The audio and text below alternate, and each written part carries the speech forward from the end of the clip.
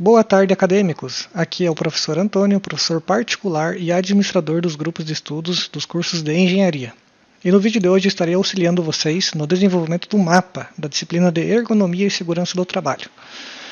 Antes de a gente iniciar aqui a nossa leitura do mapa, eu recomendo que primeiramente você baixe o formulário padrão de respostas da faculdade, que você encontra aqui em Materiais da Disciplina. Aqui nesse arquivo em Word você clica e baixa o template, formulário padrão. Você vai ter em mãos um arquivo semelhante a esse, que é um arquivo em Word já pronto para você colocar as respostas, tá?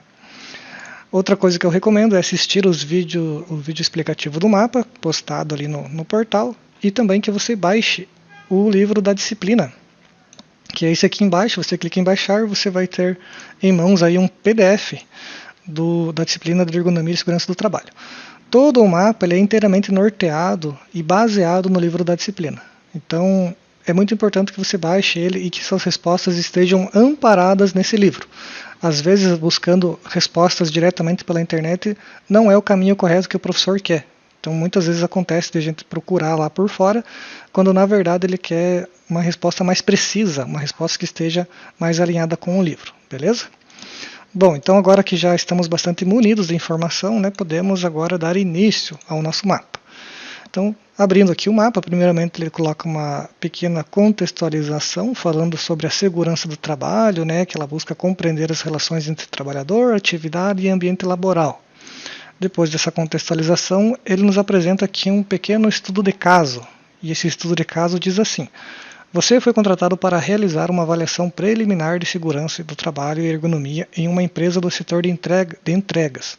Durante essa visita técnica foi observado que o posto 7, que é o carregamento e entrega, no qual um trabalhador realiza o levantamento manual de caixas para organização e carregamento de pedidos.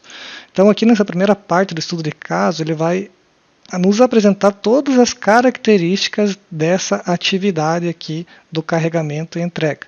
Então perceba que ele coloca aqui toda a característica do movimento que o funcionário está fazendo, e aqui embaixo, de forma mais aprofundada ainda, a descrição dessa atividade. Então aqui ele coloca aqui que o levantamento é realizado uma vez por minuto, e cada caixa pesa 4 kg durante uma hora de jornada, e aqui a descrição mais precisa ainda de cada situação, de cada variável, de cada descrição e os valores. Então o mapa ele é inteiramente baseado muito por conta dessas caracterizações aqui, tá? Iniciais aqui. Então a gente vai guardar essas informações aqui para estar respondendo da etapa 1 até a etapa 7. Então aqui nós chegamos na etapa 1, tendo como base toda essa contextualização, essas informações. Ele diz assim na etapa 1: análise preliminar com base nos capítulos iniciais. Então eu vou abrir aqui o arquivo resposta já, e na atividade 1, então passando para cá para o arquivo, ele diz assim: antes de aplicar o método NIOSH, analise o posto de trabalho sob a perspectiva da segurança do trabalho. Então basicamente a etapa 1 é como se fosse uma interpretação de texto. Então basicamente ele tem aqui o item analisado nessa coluna, e aqui a resposta que se precisa colocar. Então o item analisado diz assim: descreva a atividade realizada no posto. Então daí a gente coloca, a atividade realizada é levantamento, transporte e carregamento manual de caixas para organização e entrega de pedidos. Identifique o setor e o posto avaliado. Então a gente já viu ali na contextualização que é o posto 7 e carregamento de entrega. Então só para salientar mais uma vez, a gente voltando aqui, a gente já vê, por exemplo, é o posto 7, carregamento e entrega.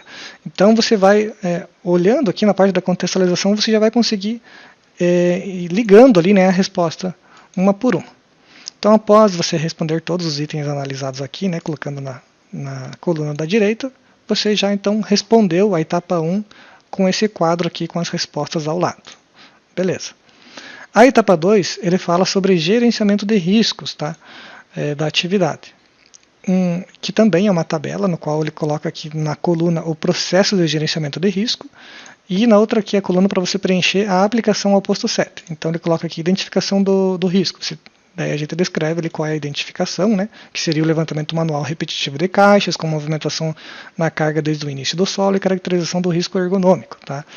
A análise do risco a gente também coloca aqui. A avaliação do risco. E assim, essa etapa 2 aqui, você consegue você consegue estar se baseando para estar respondendo ela ali no livro da disciplina, ali precisamente aqui na página 31. Ele coloca aqui a identificação dos riscos, análise de risco e como fazer a avaliação desses riscos e o tratamento deles. Então esse capítulo ele auxilia bastante para estar identificando de forma mais fácil aqui, para você estar colocando na tabela. Então eu coloquei aqui as respostas dos dois primeiros, tá? E para esses outros dois finais aqui, eu deixei grifadinho em preto aqui a resposta, para incentivar vocês a estar respondendo vocês mesmos aqui nessa parte, tá? Descendo mais abaixo, nós chegamos à etapa 3, que fala sobre o cálculo pelo método de NIOSH. Essa etapa 3 você encontra ali mais precisamente nas páginas 191 e 193 lá do livro, que é lá da unidade 6 do livro. Então, aqui nessa etapa, ó, veja bem, na página 192 com 193, inclusive ele fala só sobre a atividade de levantamento de caixas, tá? E na sequência ali, ele coloca aqui alguns exemplos que auxilia bastante aqui para você estar preenchendo a tabela ali pelo cálculo. Então aqui a equação que ele coloca a equação utilizada, né? Ele já coloca, inclusive aqui ele nos traz a fórmula que você precisa utilizar, né, nessa coluna. O fator, primeiramente, o fator na coluna da esquerda, a fórmula ou critério nessa segunda coluna, e aqui na parte do cálculo, o resultado é a gente que tem que preencher. Então você vai só substituir. No caso aqui, ó, a fórmula para o primeiro critério aqui é 25 divididos por hora. No caso seria 25 por 4. Né? A gente vai lá identificar mais uma vez no arquivo orientação aquelas informações que estão aqui e vai colocando os valores aqui na tabelinha. Então foi o que eu fiz. Então eu peguei a fórmula, né? A gente pega a fórmula aqui, substitui os valores e faz o cálculo na calculadora e o resultado você vai colocando aqui ao lado.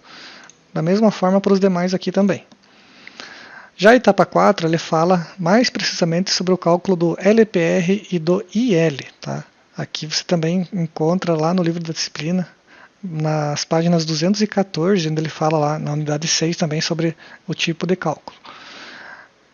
Aqui na tabela ele coloca, né, o item, o peso real total e o cálculo a ser feito. Então mais uma vez você vai identificar, né, a fórmula do LPR e do IL, você vai colocar aqui, né, deixa eu colocar como exemplo aqui, por exemplo, no caso do LPR ficou esses dados aqui, né, de multiplicação e o resultado final deu igual a 8,81. A etapa 5 você encontra ele lá na etapa, lá na unidade 2 do livro, onde ele fala acidentes, onde ele trata sobre os acidentes de trabalho, porque na etapa 5 ele diz assim, ó, imagine que durante a atividade o trabalhador relata uma dor lombar ao final da jornada, e informa que em alguns momentos quase perdeu o equilíbrio ao levantar as caixas. Então, com base nos conteúdos iniciais do livro sobre acidentes, quase acidentes e investigação, preencha o quadro. Então vamos abrir lá no livro, só para a gente se certificar lá. Então nessa unidade ele vai estar auxiliando você a conceituar o acidente de trabalho, descrever as doenças ocupacionais, explicar como são feitas as investigações, dando bastante um amparo ali bem suficiente para você estar respondendo ali a questão da etapa 5. Então vamos ver como que ficou. Então ele coloca aqui, né, situação analisada, fator imediato, subjacente, latente e ação preventiva. Então, na primeira aqui, dor lombar, quase perda de equilíbrio durante o levantamento de caixas. Qual foi o fator imediato que a gente identifica?